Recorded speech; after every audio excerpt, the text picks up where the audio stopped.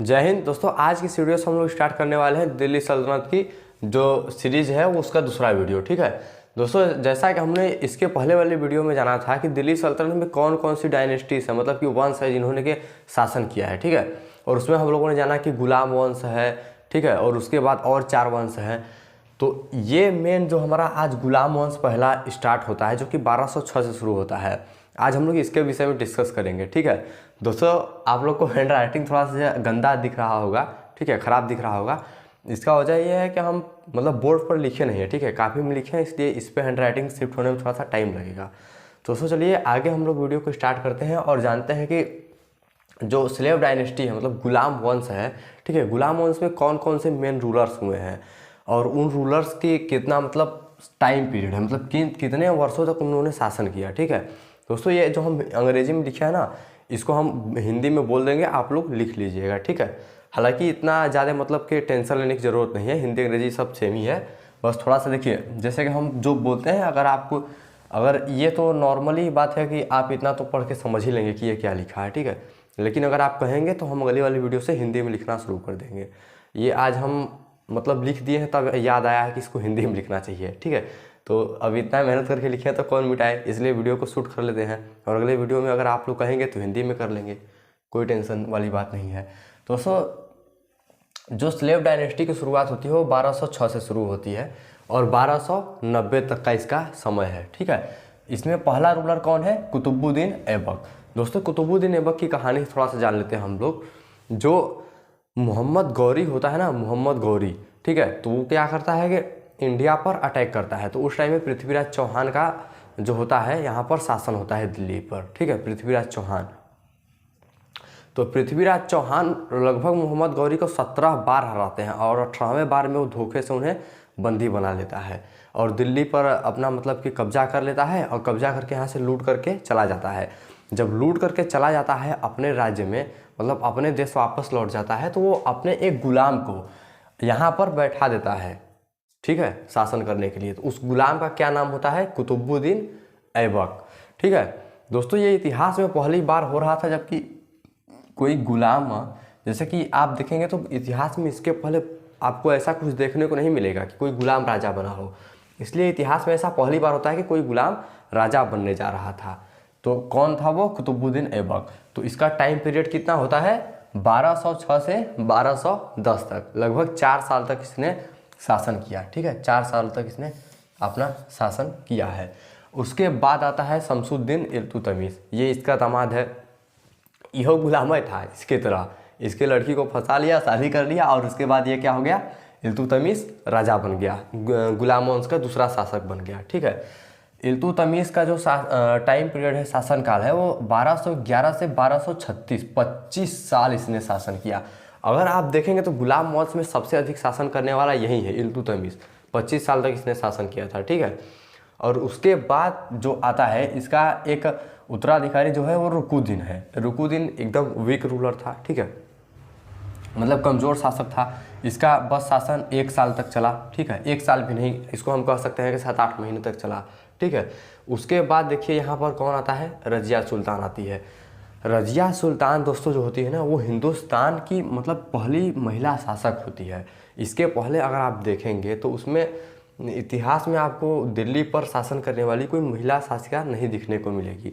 लेकिन यहाँ पर जो होता है गुलाम वंश में 1236 से 1240 तक 4 वर्षों तक रज़िया सुल्तान शासन करती है, 4 वर्षों तक। इसीलिए हमने यहाँ पर स्टार दिया है। ठीक है, ये इंपॉर्टेंट है, इससे बहुत बार क्वेश्चन पूछता है परीक्षाओं में, इसलिए आपको रज़िया सुल्तान के बारे में पढ़ना जरूरी है। ठीक है, रज़िया सुल्तान के बारे में जब हम लोग डीप में पढ़ेंगे तो जानेंगे इसकी लव स्टोरी, इसकी जो प्यार कहानी है, प्रेम की कहानी है, जो कि काफ़ी इतिहास में प्रचलित है।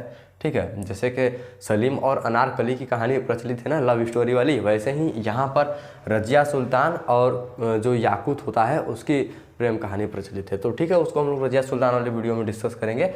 और इसके बाद आता है बहराम शाह। ठीक है, बहराम शाह जो कि इसको रज़िया सुल्तान को मरवा करके शासक बनता है। ठीक है, 1240 से 1242 दो ये साल इहो शासन किया। ठीक है, उसके बाद मसूद शाह आ गया। मसूद शाह का टाइम पीरियड कितना है? 1242 से 1246, मतलब 4 ईयर्स। कितने साल? 4 साल। ये 2 साल और उसके बाद ये 4 साल।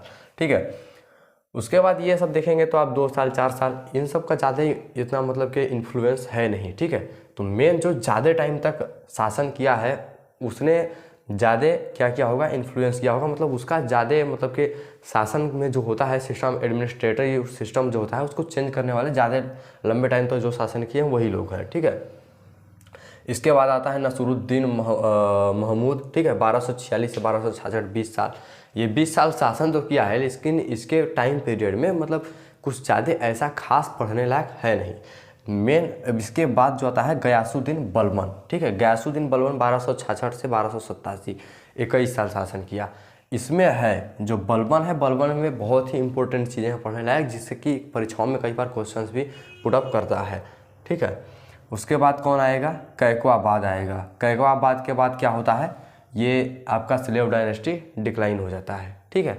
तो कैकवाबाद का टाइम पीरियड कितना है, 1287 से 1290, 3 साल का।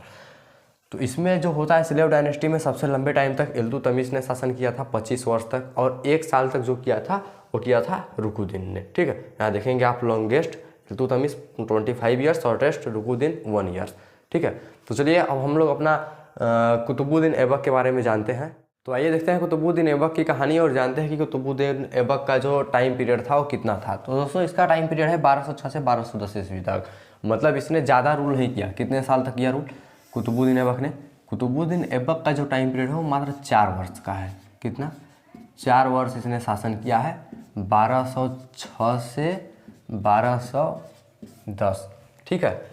और ये जो है राजा बना, तो इसके बाद कौन राजा बनता है? इसके बाद राजा बनेगा इल्तुतमिश, ठीक है। हालांकि कुछ टाइम पीरियड के लिए जो होता है इसका बेटा भी बनता है, लेकिन वो सक्सेस नहीं होता है, इल्तुतमिश,